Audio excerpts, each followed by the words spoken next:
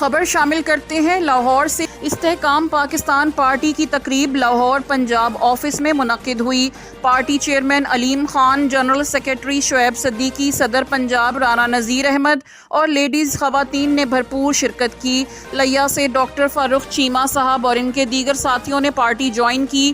لاہور سے چودھری یونس نے استحکام پاکستان پارٹی کو سراہا اور دیگر ساتھی مختار جویا صاحب، رانا عارف صاحب، عالیہ چودھری، مس یاسمین عدنان صاحب نے پارٹی میں شمولیت اختیار کی۔